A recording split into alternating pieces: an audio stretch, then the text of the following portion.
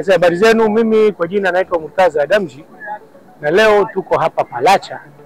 Ni mradi mzuri wa ufukwe kwenye beach na ina viwanja zilizopangwa vizuri na zimepimwa na miundombinu zimewekwa.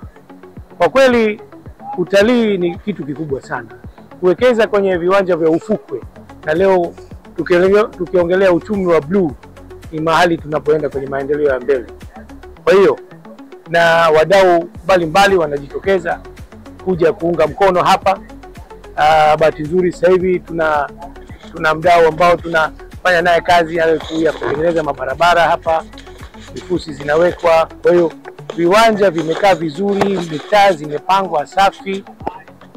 Unakaribishwa sana kuja kuwekeza na kununua viwanja kwa ajili ya maendeleo ya baadaye na uwekezaji madhubuti. Ninaamini kwamba utalii wa kusini inakuja juu sana, na Mkuranga leo ukiniuliza, Mkuranga pia iko juu sana kwenye maendeleo. Uwekezaji mkubwa tunaona inakuja Mkuranga na ni mahali pazuri sana.